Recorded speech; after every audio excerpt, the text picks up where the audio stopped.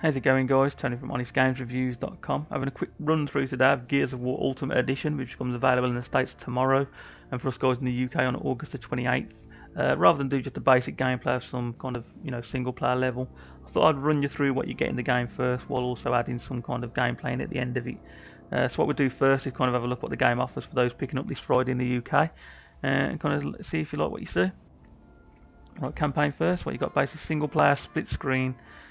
Join a co-op and host co-op. Now the one thing I will say about this straight away, if you're one of those guys who've got a strict nat, you're going to have certain issues on this if you're looking forward to hosting a game up, both in terms of co-op campaign and also private match as well on the multiplayer. Sadly you won't be able to at all.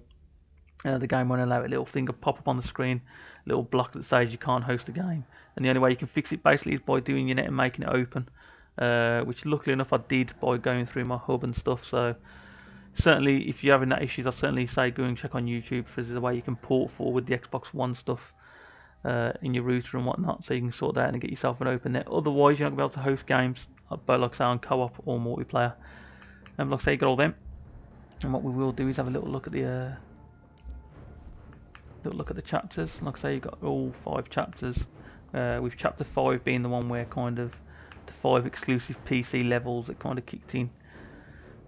Which in truth I've kind of, it's for me at least, it didn't really do much for me. If anything, it took away from the original story that the game offered back on the 360.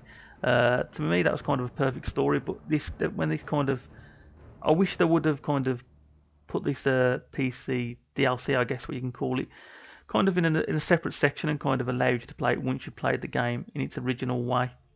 Because certainly for me it kind of broke up the pace of what the game was building up to.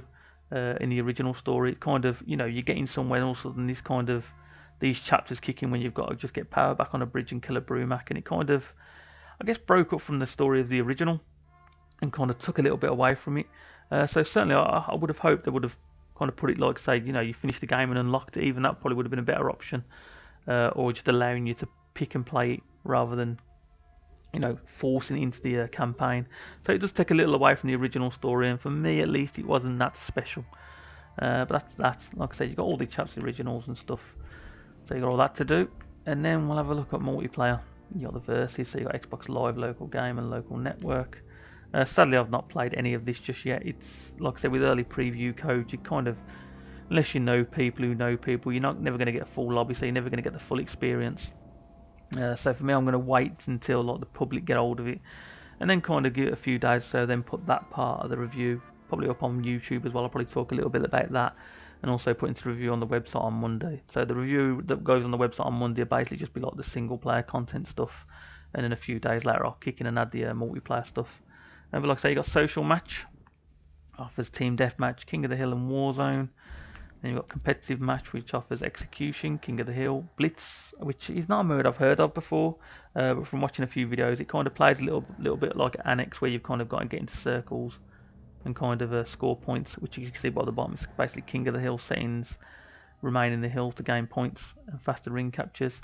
Then you got deathmatch, assassination, and then 2v2 Nash for execution. Private match kind of offers most of them as well, along with Annex and just basic Nash execution. So yeah, like I said, I can't really comment on the multiplayer just yet because I haven't played it. So that's simple as that, really. I don't want to talk about something that I've not played. What else we got? And then we got the War Journal.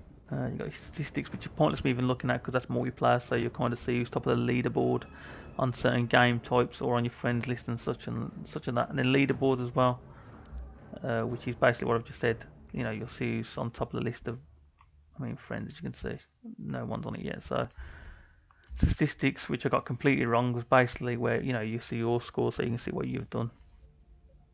And as you can see, I've done absolutely nothing yet. So yeah, there's that. And then cog tags, which for this remastered version at least, they're kind of, I don't know, they're kind of ruining cogs. In truth, you've got the added extra of playing through, unlocking the cogs, and unlocking comics, but it doesn't show you if you've missed a cog, kind of where you've got to go to kind of go and find it and pick them all up. As you can see by the screen, then I've kind of missed. I think I've got most of the tags on all of them, and then it's just the last chapter, which were the PC-based DLC levels, which I kind of didn't know where the cogs were, because obviously it's my first time playing them. Obviously the rest I went through and just picked them up quite easily, because I remember it off the top of my head. But that's going to be a bit of an issue where I've got to try and find out now which chapters I've got to go back to and kind of try and find those. But from the campaign playthrough anyway, I made sure I play through on normal, because I want to save insane for, like, when you can do co-op with a friend.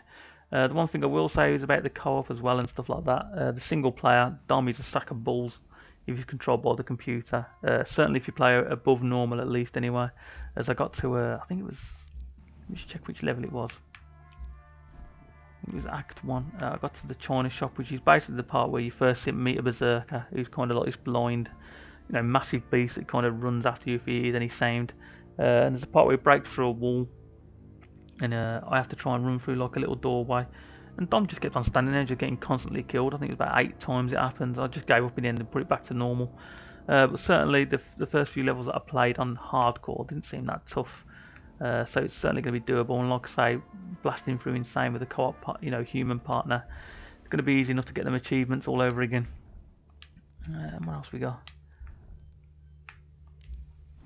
Basically, you've got cinematics as well, so you've got, like, once you've played that level, you'll unlock the cinematics. I'm not going to ruin it for you and kind of show them all. But what I will say is, I've done it on normal, like I said, and as you can see, there's a couple that are still locked.